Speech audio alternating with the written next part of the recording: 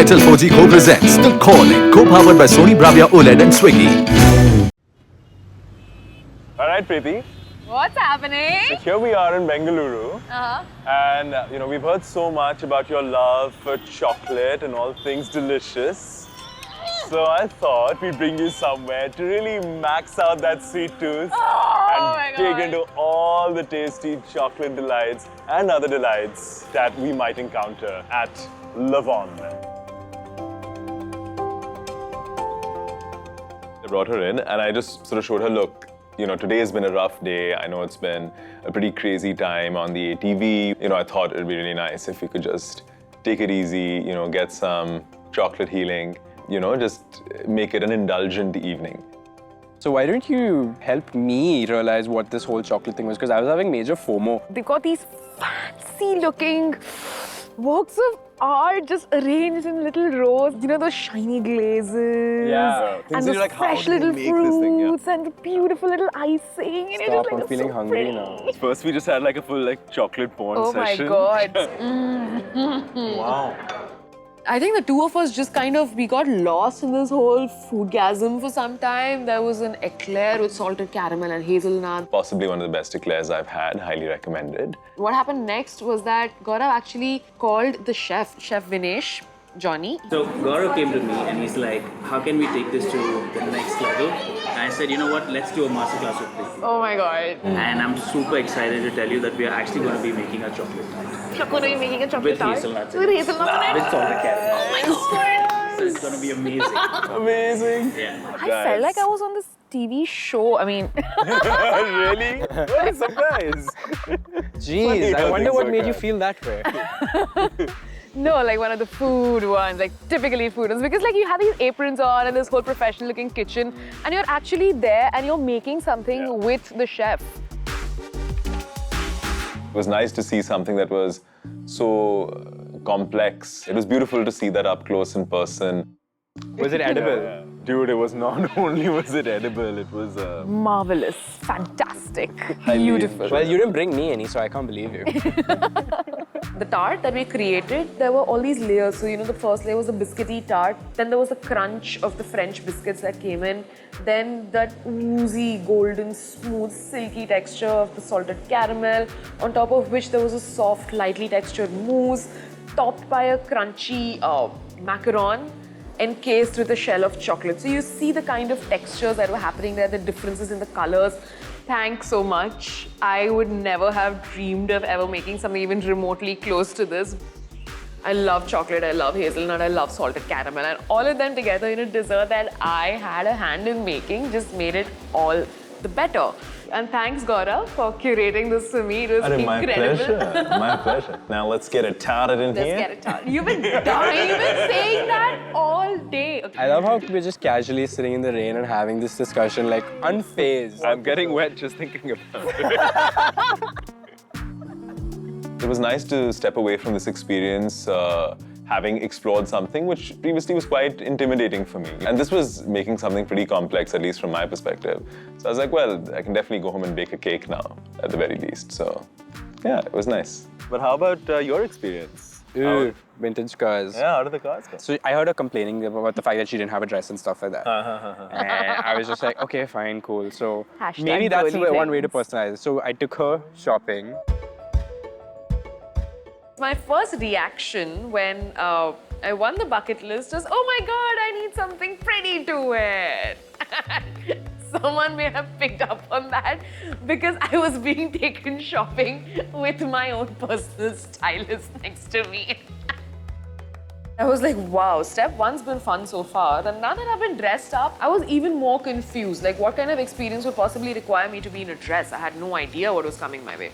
So for today's experience, I kind of decided to bring you a little more into my world and something that I am really, really passionate about, which is vintage cars. Oh! Bangalore happens to be a place that has the largest collection of see that vintage coming. cars. So I had found the Classic Chase Instagram handle and I showed her this. I was like, this is what we're here for. He showed me a picture of this completely banged up piece of junk. I mean, it may have been a car once upon a time.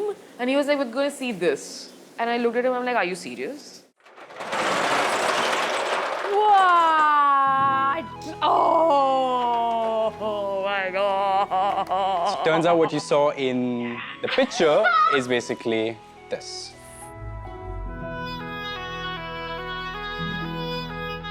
You can see like all the cars lined up and shining. And each one of those cars are in working condition. Like, you can just imagine the kind of effort Rupali and her father, Dr. Ravi Prakash, have been able to put into restoring all of these cars. Interacting with the family itself was a great experience because what they're doing is really, really special. They treat these cars as family. I mean, they treat them as real people and not just as pieces of equipment lying in the garage. These are real people with real stories to them, and that's what really touched me. So the thing about vintage cars and historic cars as they're called, there's curiosity. So wherever we drive it, there'll be, a guy on a cycle or on the auto saying, what is mileage and what is the thing, what is top speed and what model and how much. And so it's really, hi Snoopy. So that's why it's really special. And irrespective of whether you're a boy or girl, old or young, these cars do something to you when you see them. At that moment, I was actually transported back to Hyderabad. My mom loves vintage cars, so like both of us, whenever we would see the hoarding for a rally, we would go and stand over there and just wait for all the cars to go one after the other. And my mom would have these names at the tip of her tongue, and I'd be like, oh my God, that is so cool. It's a very happy memory for me. When she said sit inside, I was just like, what? So like that's a dream come true, kind of just at least sitting in this car. It sounds so good. Oh my God, that noise was heavenly. Like, I was just shaking. I was just like, please do that again. It's like music to my ears. When he started driving, that man knows how to drive. At some point, I was just like, dude, please adopt me. But obviously, he wouldn't. For me, it's not a gender thing. Like I said, it's family members for my sister and I. So we've just been, it's been such an important part of our life that it's not just cars. But I'm trying to get more girls on board also.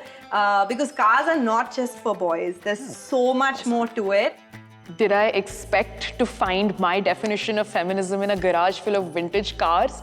No, but that was the most pleasant surprise that I could ever have been given. And that is exactly why I think I connected with Rupali. For me, this entire experience was curated from my eyes and my love for cars. And I was just hoping that that translated and that was something that she could see and understand my perspective a little more. I left something 9 months back to do something by myself. Seeing these guys, it sort of reminded me in a way that it may take time, it may take everything I've got, but there is a destination at the end of this journey. And I'm just going to keep going towards it because that's the direction that I've chosen, just like they've chosen the cars. Eventually, it's going to be something beautiful. I have to say it now, don't I? I think we've come to that point. One thing that I love about travel is experiencing something through the eyes of someone else, because that's what opens your perspective and broadens your mind. That's what travel is all about for me, and that's why I'm going with the vintage cars, because it was absolutely different and blew my mind in a very different way. So it was a hard decision, but I had to choose. Congratulations. I was disappointed that I didn't get to go in the hot air balloon ride. But it is nice, in this early part of the game, it is nice to feel that, hey, sure, I'm a little bit behind, but I do have, the opportunity to catch up because we still have 5 challenges left. It's just one of those things, right? Like, you're just like, hey, I'm doing this for myself, but then the other person's just like, you know what, this means a lot to me too. So I was really glad that I got to learn something new and she got to experience something new. So it was a very give and give relationship rather than a give and take kind of a thing.